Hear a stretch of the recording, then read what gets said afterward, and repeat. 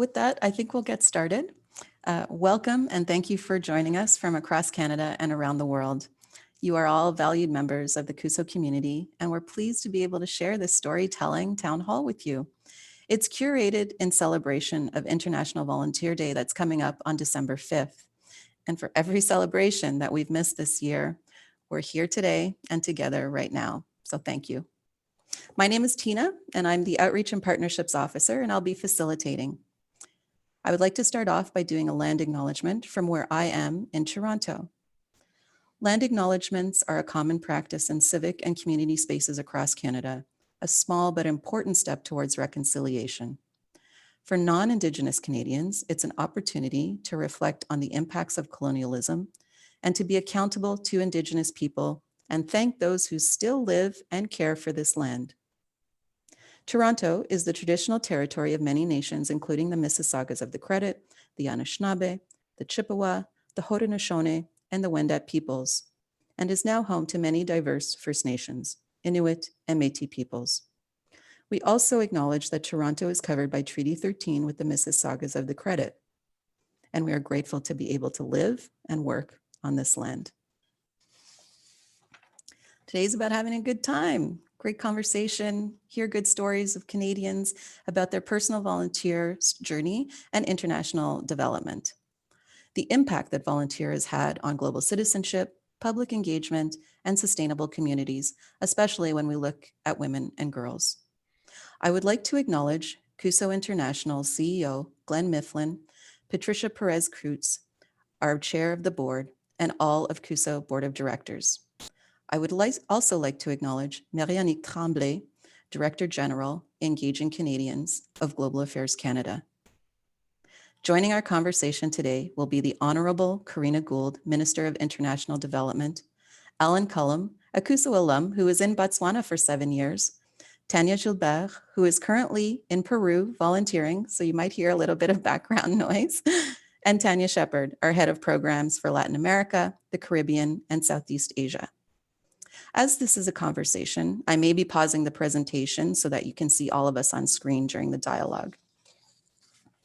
A little bit of housekeeping so that things run as smoothly as they possibly can.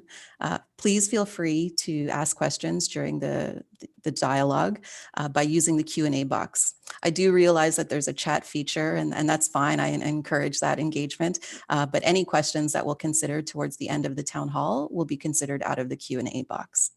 I also invite you to participate in polls, and you'll see what those are, but they'll pop up on your screen and you'll be able to select your answer. As I mentioned, we have the Honourable Karina Gould, Minister of International Development, with us for the first half of our celebrations, and I would like to formally introduce her. The Honourable Karina Gould was first elected as the Member of Parliament for Burlington in 2015. A graduate of McGill University and the University of Oxford, Minister Gould is passionate about public service and international development. Before her election as the Member of Parliament for Burlington, she worked as a trade and investment specialist for the Mexican Trade Commission in Toronto, a consultant for the Migration and Development Program at the Organization of American States in Washington, D.C., and spent a year volunteering at an orphanage in Mexico. Minister Gould has deep roots in her hometown of Burlington, Ontario, and is an active member of the community and an advocate for women's rights, women's issues, and affordable housing. She has volunteered with and actively supports the Iroquois Bruce Trail Club, the Burlington chapter of the Canadian Federation of University Women, the Mississauga Furniture Bank, Halton Women's Place, and other local organizations.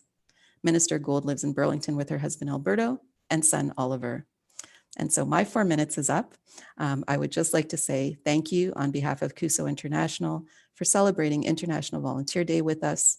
We know how active your schedule is, and we're so excited that you can fit us in. And with that, the floor is yours, Minister. Wonderful. Well, thank you so much, Tina, for inviting me and welcoming me here today, and for these celebrations on what I think is such an important part of Canada's contributions to international development, and that is the role of international volunteers, and particularly the storied history of Cuso International.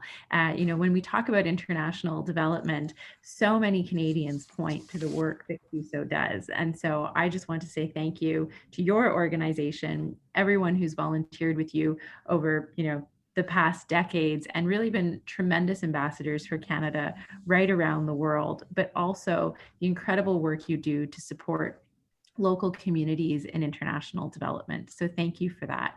And it's really wonderful to be able to celebrate International Volunteer Day. As you mentioned, my journey into international development started off as a volunteer.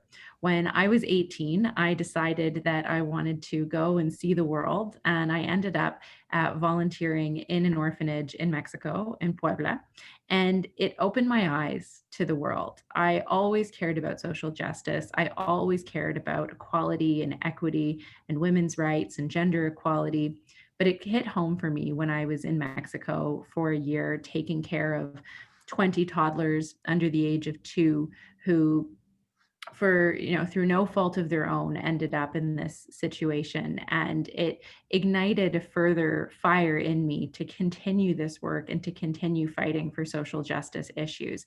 And I am so glad that I made that decision to go to Mexico at 18 years old, because it set me on a journey and a path that has landed me in this position, 15 years later, where I'm the Minister of International Development and get to support the incredible work of international development organizations in Canada and the people who make them what they are. And Global Affairs Canada, or CETA in its previous form, has been supporting the work of organizations like Cuso and sending international volunteers since 1960. And it's become an integral part of the work that we do. Just to give you some statistics, over the last 5 years, the Volunteer Cooperation Program has deployed over 9,500 volunteers around the world. I think that's an incredible achievement, an incredible number. And every single one of those individuals has made a lasting contribution in the communities that they work in and the partnerships that they have enforced and developed. I also am just so proud of the work that we've done. And I'd like to highlight some of the work that Cuso's done over the past 5 years as well. They've sent 1,244 highly skilled volunteers to help build capacity of 377 local partners to address gender inequality, economic vulnerability, marginalized youth, health accessibility, and climate change. They've done 1,007 outreach events here in Canada, reaching 64,000 people with information about Canada's international development efforts. So not only are you Canadian ambassadors when you're abroad and building on the relationships that Canada has, but you also bring that rich experience back with you here at home to share with other Canadians why the work that you do is important, why international development matters, and why building these people-to-people bridges and connections is so important. I also want to recognize the resilience of volunteers and interns in response to the pandemic. Over the past year, COVID-19 has affected the work of volunteers and interns just as it has the rest of society. Some had to be urgently repatriated, some had to adapt to virtual volunteering or respond to the crisis by supporting local partners on the ground in difficult circumstances. So I just want to take a moment to say thank you for those of you who have carried on and continued to do this important work despite these difficult circumstances. And I look forward to what will be a very engaging conversation with everyone. And I'm excited to hear other people's stories of their experiences in international development and what international volunteering means to them. Wonderful. Wow, those stats are impressive. I work for Cuso, but hadn't gone through that report with a fine-tooth comb. So thank you for sharing those, Minister. I believe that you did want to hear more from our volunteers. So I think this is an opportunity for Alan to turn on his microphone and to share any part of his international volunteer story that he would like. Go ahead, Alan, the floor is yours. Thank you very much, Tina, and good afternoon, everybody out there, and a special good afternoon to you, Minister Gould. I sort of represent the older generation of Cuso volunteers, part of that storied history that you referred to, Minister. But my partner this afternoon, Tanya, represents the newer generation of Cuso volunteers. So you'll get two nice bookends to what I think is a very wonderful story. I have to go back to when I graduated from university. I actually received 2 letters in the mail on exactly the same day. And this was way back in 1974. And one letter was actually from Foreign Affairs offering me a job as a Foreign Service officer.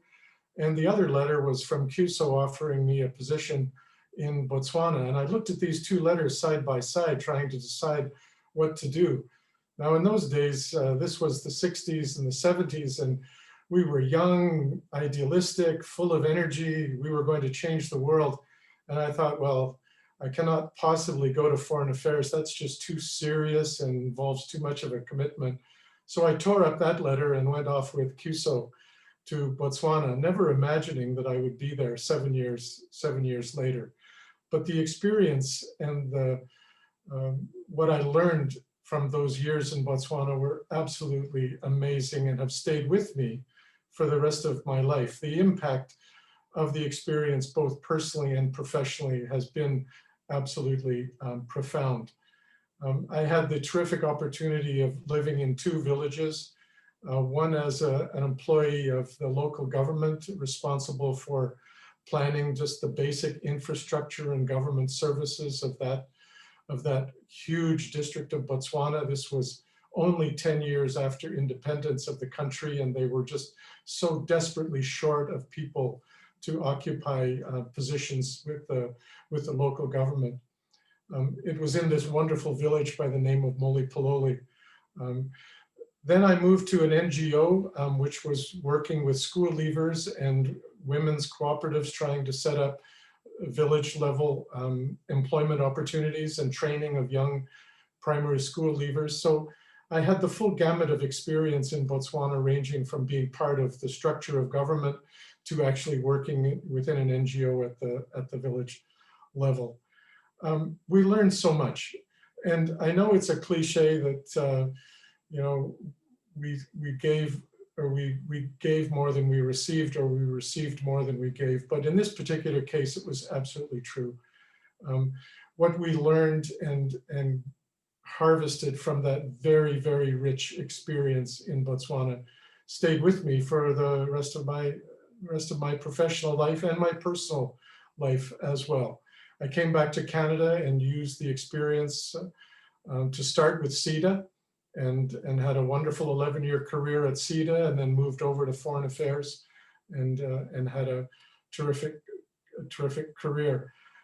I feel safe in saying that the impact of this was huge, because in July, a year and a half ago, we organized a reunion of volunteers from Botswana from the 70s and the early 80s.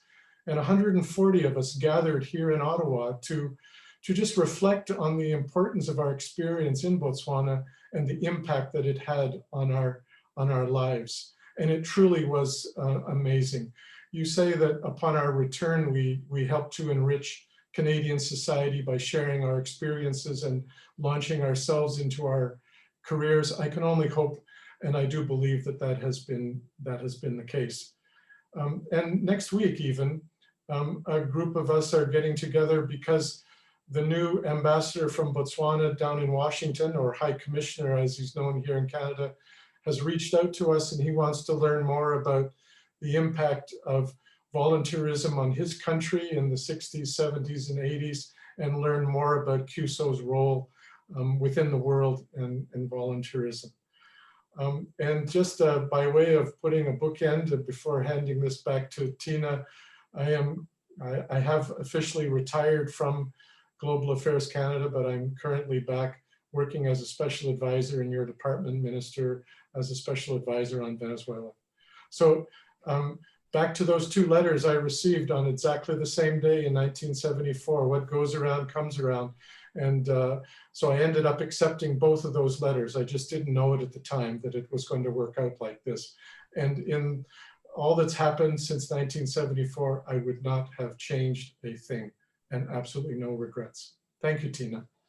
Thank you, Alan. What a great story. And so just making sure that we continue on with our time. Tanya Gilbert,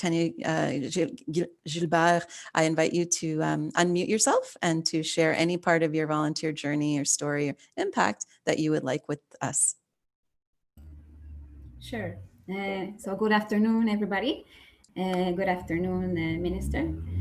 Um, Sorry, Tanya, I'm sorry to cut you off. I just want yes. to share with the audience that Tanya is in Peru, Lima, Peru right now. And so any of the background noise, especially motorcycles, is just a nature of her country. So just be patient. I'm sure you'll hear her regardless, but in case you were hearing motorcycles in the background. Thank you. Sorry to cut you off. Go ahead.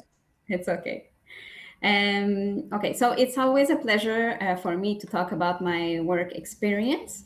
So now it's my second term working with the Cuso International, and I'm currently volunteering in Movimiento Manuela Ramos. Manuela Ramos is a feminist nonprofit organization that has been defending women's rights for more than 40 years now. I'm responsible there for the local volunteering program. So when I started, my mission was to create it. It didn't exist at all, but it was always a dream of the founding members to have this kind of project. Now we have a wonderful group of 35 young women who are trained feminists and activists, and 15 of them play in the organization's band, which is another form of empowerment through music that is very powerful. And our training, just so you have an idea of what we do, our training consists in questioning what the patriarchal society is expecting from us as women, and to analyze how it affects every aspect of our lives. Here in Peru, sexism and violence, sometimes subtle, sometimes less subtle, is very normalized, and it's seen as part of work or family or romantic relationships. And to promote awareness, we talk about and analyze different subjects like all of our lives. We analyze everything, and also how we construct the concept of being a woman. We talk about also gender stereotypes, sexual diversity, our body. We can see it as our own territory. We also talk about healthy relationship, household work, racism, economic injustice, and many more subjects. I can say that this is the central part of the volunteer program we have, and it's what gives these young women the strength to say, yes, I'm a feminist. And I can assure you it's not an easy thing to say here in this part of the world. Also, a key aspect of the volunteering is that each person finds a support group where we can count on each other, where you can be listened to, we can share experiences, and most importantly, do something to start change. The young volunteers have great impact in Manuela Ramos, and they motivate the organization to be open to participate in the feminist movement in new ways. As Alan said, the young volunteers look at the world with different eyes. They bring new ideas. They are very creative and full of energy, and their passion really inspires everybody. I could say also that Manuela can do much more now because it has a larger team, and its presence and visibility has expanded a lot. We often hear comments about how Manuela is always there and available to help. And just to give you some examples, we have a great presence at each parade or marches, and the band also, we have been invited to a lot of events, and we draw attention to our feminism with our powerful drums and our sisterhood vibe during the marches. And also thanks to the local volunteers, Manuela is also more prepared to respond positively to invitation to run workshops for public and private institutions, bringing feminism and violence prevention to more people. So to conclude, I would like to take a moment to thank Global Affairs Canada for the support. Without it, it would have been impossible for organizations like Manuela Ramos to have been able to create such a great volunteer program like this one. Thank you very much. Thank you, Tanya. That was inspiring. And I think Manuela Ramos is more than just an organization. It's an actual movement that you're helping to create. So thank you. So I think this is a perfect time for a little bit of a dialogue. And so I invite Minister Gould to ask Tanya Gilbert or Alan questions about international volunteering at your whim. Over to you, Honourable Minister Gould. Great. Well, thank you so much, Tina. And thank you, Tanya and Alan, for sharing your stories. I think they are very inspiring. And I think it's really cool to hear the different experiences that you've both had. I might start with Tanya, in that you are currently volunteering, right? You are there building relationships, building partnerships. I'm wondering if you could maybe talk about, and you said this is your second experience with Cuso as well. Wondering if you could maybe talk about how the work that you're doing, the relationships that you're building, enable you to have conversations in Canada with what the experiences are of women and girls around the world, or people who, generally, are working for greater access and greater access to human rights. And if you have any stories or experiences about, how this has been successful in engagement in Canada. Yes. So I think it's that as volunteers, we have a great responsibility to create awareness about women and girls' situation around the world. I think it's a very important thing. And it's something that we are doing here with our activities. For the past months, because of COVID, most of our activism has been online. And I feel also that people around the world are more attentive than ever to social media. And this facilitates us to reach more people with campaigns and information about what's happening in Peru. So maybe I can give you one example. So it was brought from the volunteers. So we have one initiative that is to give more visibility to the feminicides victims that we have here each month. So we do a memorial ceremony where we light candles, we recite poems, we sing, and we take the time to pause and really connect with this difficult reality of an average of 15 women who are murdered each month by their partners most of the time. So this action, for example, is on Manuela's Facebook page, so for the world to see.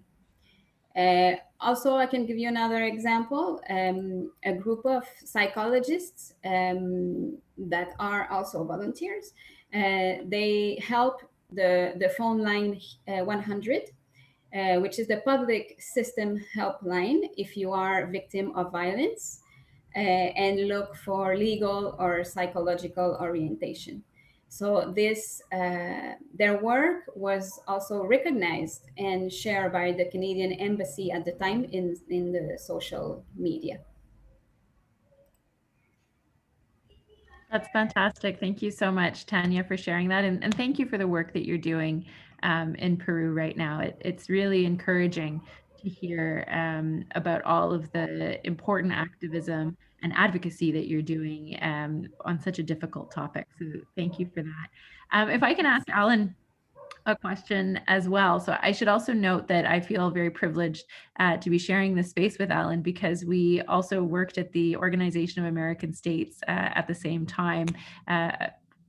Going on 10 years ago, I was at the OAS and he was the Canadian ambassador there. So it's great to be sharing this space with him right now.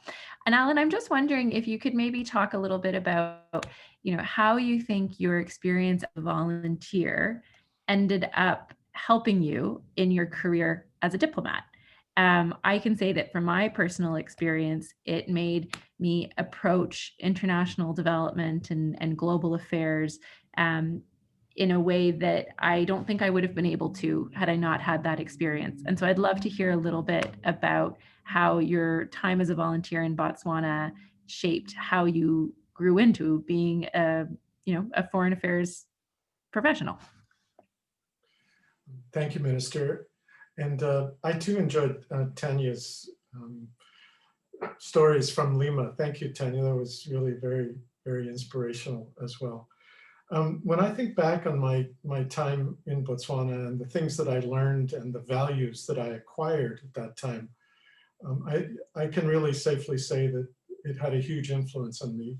For example, very basic things like cross-cultural sensitivity, listen to local solutions, let people have an opportunity to grow and empower themselves, to learn more about their situations, the value of teamwork and discussion to reach common objectives or common solutions to local problems, and the ability to listen and absorb what you hear, not only from people, but from the environment and the situations around you. I was exposed to all of these values at a very young age. I spent most of my 20s in Botswana, very impressionable and very exciting times in anybody's life. So those values, it was a very easy transition into the public service and to use those values as part of my civil service career. And hopefully the results speak for themselves, but I think they're values that Canadians share very widely, and that if we can use these values to reinforce our own civil society and our own sense of volunteerism here in our own country, so much the better. So thank you. Thank you.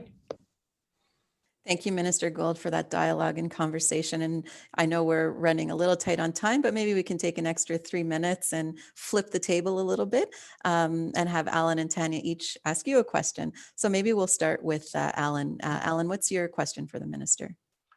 Minister Gould, you referred to Cuso's long and storied history and the Canadian government's support for volunteerism. Over many years, you've heard Tanya's experience about modern day volunteerism overseas. You have a wide range of activities in your development portfolio, but how do you see volunteerism fitting into this wide panoply of activities and resources? And how can Canadians relate to that going forward into the future? Thank you. Certainly. Thanks for that question, Alan. And I think, as we've clearly demonstrated just during this short conversation that we've had, the value of volunteerism within the international development portfolio. And I think it is a really important part of building the strong connection between Canada and the world. It's also an important part of building up Canadians' understanding of the world and why it matters for us to be engaged in a respectful partnership that I think, as you so well said in your last remarks, is built on cross-cultural understanding and listening and learning from each other. And I think that international volunteerism plays an incredibly important role in continuing to not only put the right person in the right place at the right time to solve, certain issues and provide that support, like we're hearing about what Tanya is doing in Lima, Peru right now, but also to continue to build those links, between civil society, Canadian civil society, and civil society in different parts of the world, and just, provide those necessary tools to empower local communities to realize the change that they want to see as well. Thank you. And Tanya, do you have a question for the minister? Sure. Minister, I would like to know, how do you foresee the future of international and Canadian volunteerism as an efficient response to poverty reduction? Well, it's a great question, and certainly, in the immediate term, I have to commend organizations like Cuso and other volunteer sending organizations for adapting and demonstrating their resilience to continue doing this important work even under these challenging circumstances. But I think, as I kind of alluded to in the previous question, what is unique about this is that it is about responding to local needs, right? It's about responding to partners around the world who are saying, we could really use someone with this kind of expertise who can help us, achieve this goal or this objective. And what organizations like Cuso do so well is make sure that they find that correct person who can provide, the skill set, the experience that community partners are looking for, and to really, have that mutual benefit of sharing knowledge and learning and enabling growth. And so I think that, what Cuso does and other volunteer sending organizations is a really integral and important part of the work that we do, because, as I said, it enables us to send Canadians who have the knowledge that is being sought to those that are asking for these specific tools and resources so that they can achieve their own objectives. And that's not just important in terms of poverty alleviation, but it's also important in terms of relationship building and, making sure that we have strong connections around the world and that Canada and Canadians are part of the solution. Thank you so much to all of you. And keeping an eye on the time, I would like to thank Tanya, Alan, the Honourable Minister Karina Gould for this part of the conversation. We've heard how Tanya and Alan and the whole international development community really have greatly strengthened the efforts of partner communities for our world's most vulnerable. We understand your many obligations at this time. We thank you, Minister Gould, for your participation, and we welcome you back as our special guest anytime. So Thank you, everyone. Enjoy the rest of your event. Thank you. So as Minister Gould is leaving the town hall, I would like to come back to our program by introducing Tanya Shepard, who has been very patient, and thank you for listening in on the early part of the conversation. Tanya is head of programs for Latin America and the Caribbean and Southeast Asia. So just a really small portfolio there, Tanya. Tanya has worked in international development in the sector for the past 20 years. She has direct experience working in Bolivia, Brazil, Chile, and has a very specific focus working in community-based development, women's rights, and participation, and youth economic empowerment. She has strong project design and management experience overseeing the implementation of very large bilateral projects funded by Global Affairs Canada and most recently the European Union. So Tanya has had her camera and her microphone, her camera on, her microphone muted, and now she's going to unmute her microphone. Mm-hmm. And so just building off of that dialogue that we've heard earlier, Tanya, on the impact of volunteerism, maybe you can share some examples of evidence-based practices where volunteers have supported partner communities. Sure. Thank you, Tina. As head of programs, I've had so many opportunities to travel, to visit our volunteers and partners and see the impact that Canadian volunteers have while volunteering abroad. And for that, I must thank Global Affairs Canada for supporting our volunteer cooperation programs, but also supporting bilateral projects that also have volunteering components. To share a little bit of my story, I was actually a volunteer first, I think it was 1993 or 94, 95. And I volunteered with the Canadian government as part of their sort of youth internship program. And from that point, I knew I wanted to volunteer in other countries. I wasn't sure how to do it. I completed a master's, and then my first volunteer position was with Cuso International, but my ultimate goal was to be a volunteer with Cuso International. So I needed to get all this other experience first to be able to volunteer. And then I was in Bolivia with Cuso in 2004. So I did, I was a volunteer. I worked alongside partners, and I saw some of the challenges that our partners were facing and how volunteers could support through capacity building efforts. And after being a volunteer, my ultimate goal was then to get a job with Cuso International, which I am doing now. So I'm really happy that I was able to achieve both of those. But I can say that I was a volunteer in order to gain the experience and build my career so I could be where I am today. So I find that very exciting in my story, that volunteering was my first sort of professional development experience. I'd like to share with you just a few examples of the impact of volunteering. And this comes from my experience traveling, meeting with volunteers, and meeting with partners. So I've selected 4 short examples of my experience on my visits, and also to hear some of the stories of the volunteers. One of my most memorable moments was in Nicaragua. This was probably 4 years ago. We were on a trip to Nicaragua where we were going to meet with a women's organization that was providing training to rural women, whether it be literacy training, training so they could grow coffee, for example, but it was really about women's empowerment and participation.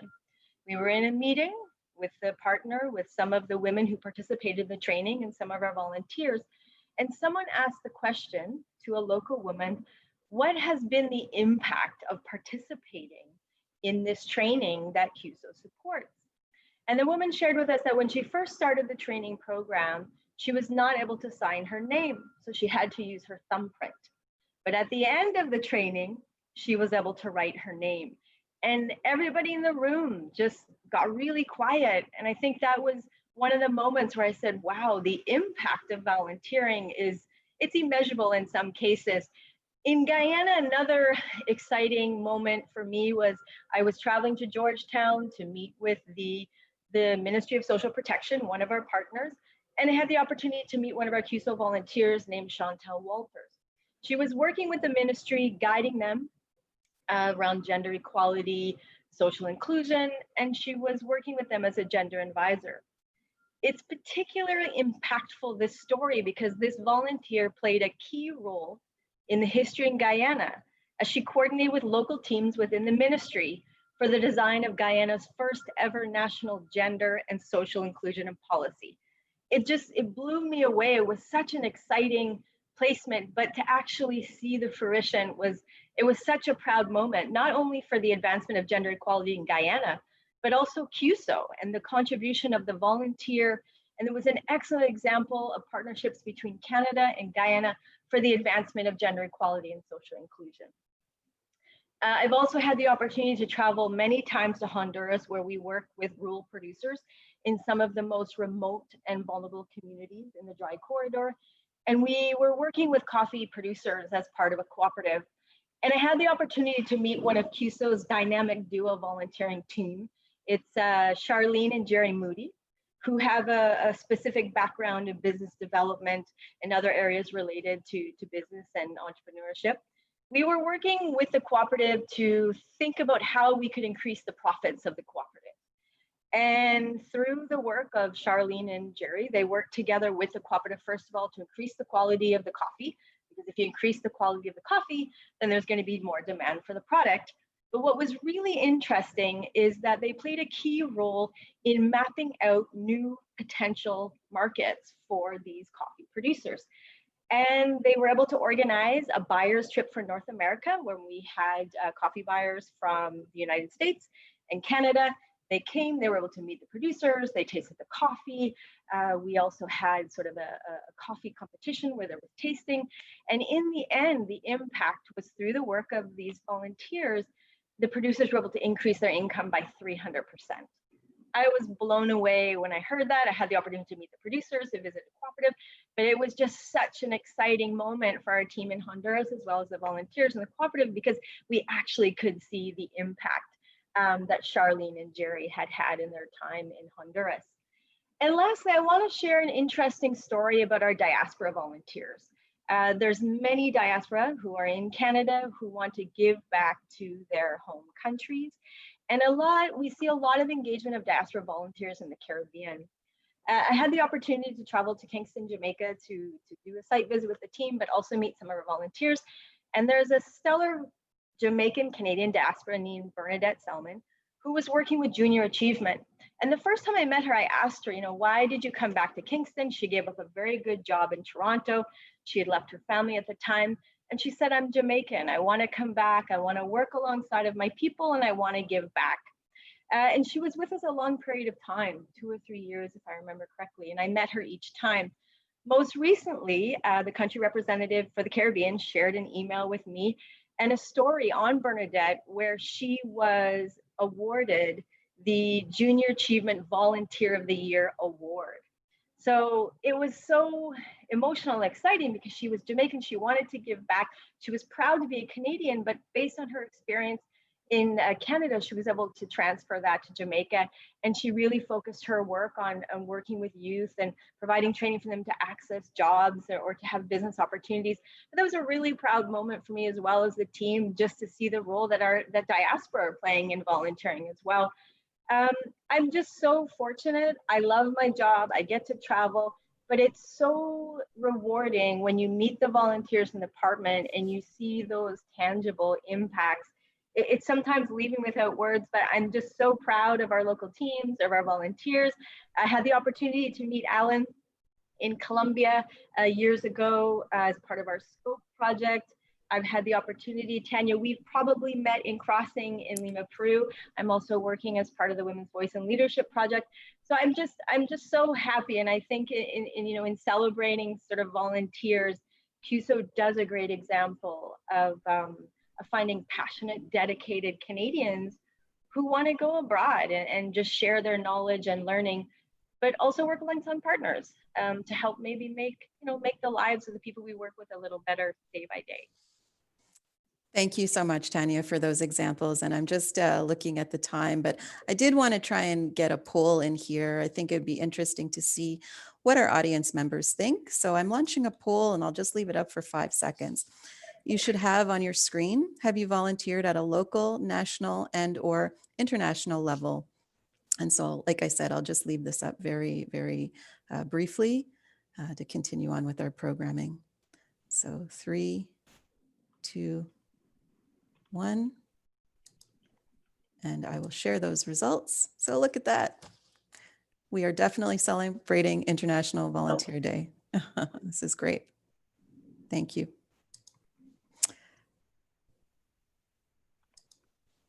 And just continuing on, I do want to leave time for questions for our audience, but I did promise Alan and Tanya that we would come back to them to hear a little bit of conclusions around their volunteer story. So maybe we'll start with you, Tanya, this time. Is there any aspect of your volunteer journey or your story that you would like to end or impart and share with our audience members before we go to Q&A?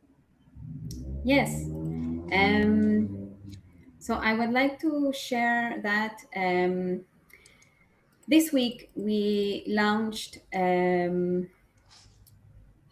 our recruitment again for volunteering. And I was remembering how it went the first time we did that about 3 years ago. So the first time we put the ad for about 2 weeks and we received 50 people that wanted to apply. And now we put it for about 30 hours and we have 400 people that applied. So now, so you can see because of all the work that we have done and because of the visibility also that we have now with this volunteering program, more people want to participate, more people want to be part of the feminist movement and also of Manuela Ramos. So now I'm like this, What do I do? Because we have, so the picture that you are seeing now, it's all of the group. So it's not a big group, but now we have 400 people that want to be part of it. So we have to rethink how can we organize things so that we can accept more people. That's fantastic. I saw you pull your hair out a little bit there. Just continuing on, Alan, are there any, words of wisdom and parting words within your journey or international development that you would like to impart with us? Thank you, Tina. To me, it's all about sustainability. Oh boy. But I come with props. I come with a goblet made by a pottery in Botswana in 1974 when I first arrived there. This was a Cuso project. It was primarily focused on women, and it was trying to at least have some form of employment opportunities at the very, very local rural level of Botswana. Rural development, sustainability, women, cooperative, etc. 1974. Fast forward to 2016, when I went back to Botswana on a visit. This piece of pottery, a nice flower vase from exactly that same pottery, still functioning, still based on cooperative principles, and is still having a huge impact 40 some odd years later. So you can see that the fundamental values and principles by which the development was based on in the 70s is still applicable today in 2020. So I just offer these two little props as how life has changed, how work has changed, but the essential values are still there. And it is indeed sustainable development, which Cuso is practicing and which to me is a very bright part of what we can do as together. So thank you. Transformative. Those are beautiful. Thank you all. So this is an opportunity for our members. You now have the floor. I'm going to go and open up the live Q&A box. I'd just like to mention that any questions for Minister Gould will be shared with her office. So I'll be looking for questions specifically for our volunteers, Tanya and Alan, and for our head of programs, Tanya Shepard. So I'm going there. Just give me 2 minutes.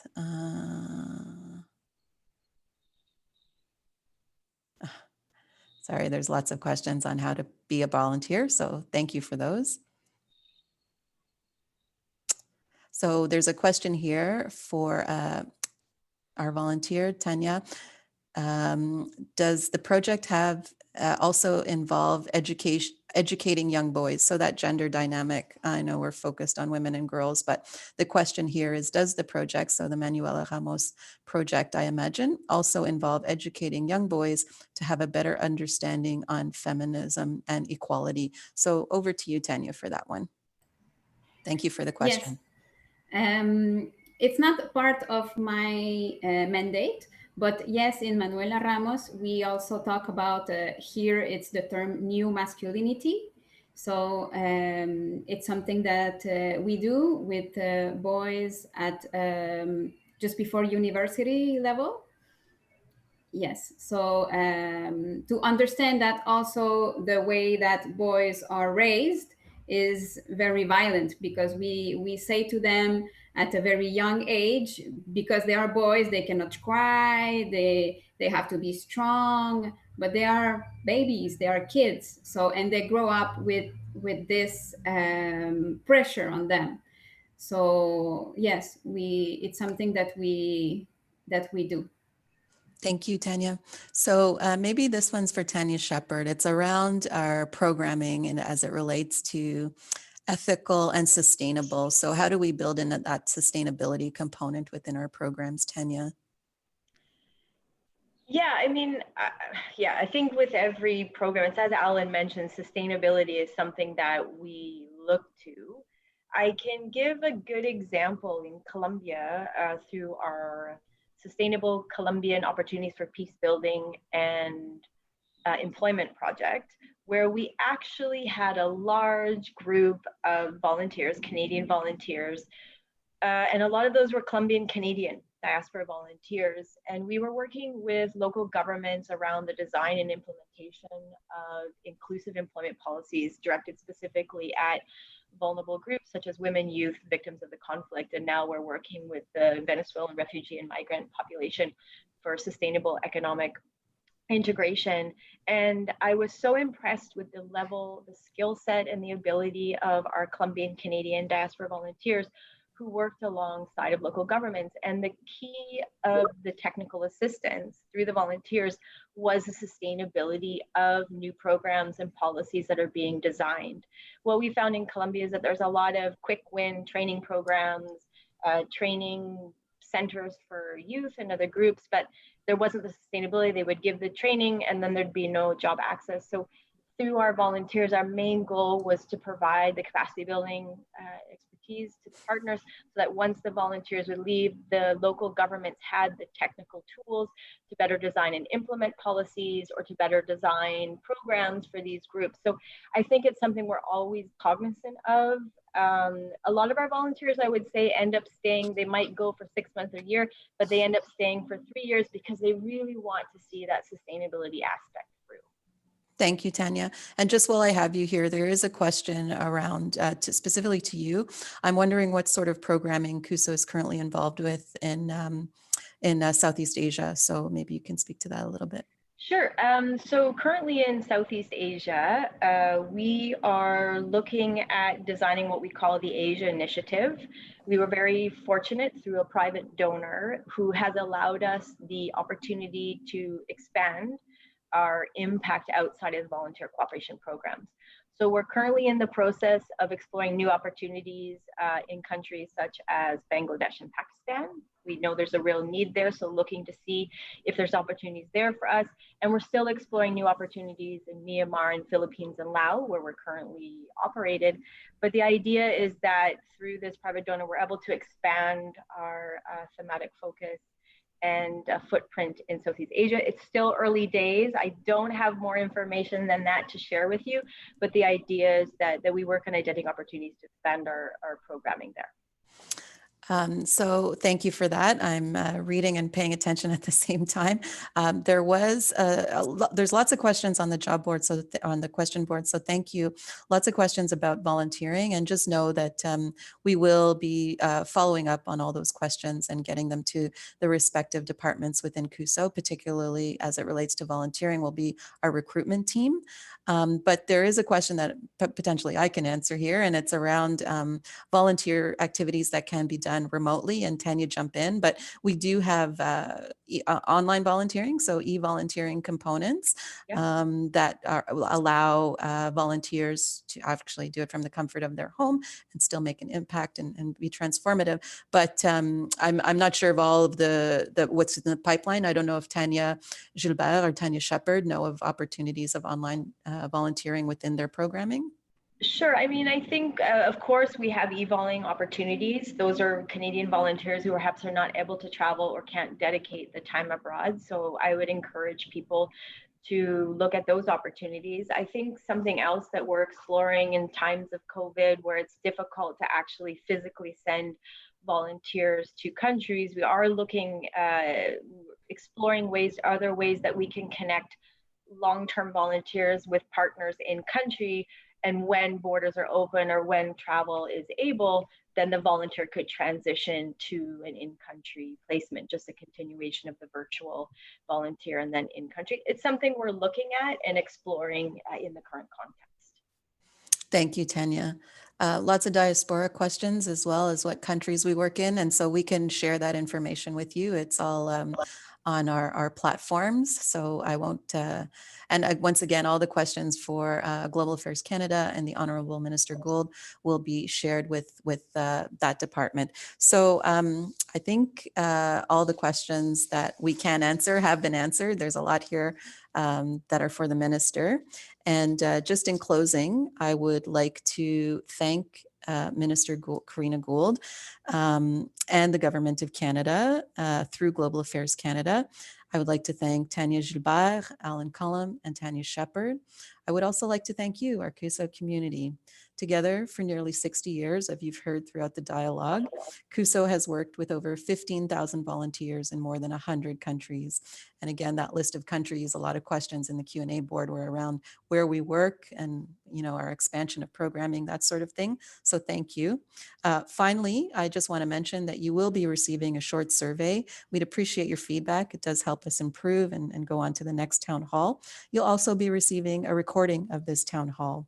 So we do hope that you enjoyed a look at the impact of volunteerism.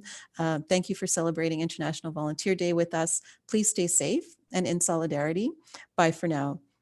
And just before you sign out, I will be sharing a couple of more slides of Cuso International volunteers. So you're welcome to stay on the line for another 10 or seconds or so as I go through those slides. But thank you. Thank you, Tina. Thank you, Alan and Tanya. Thank you.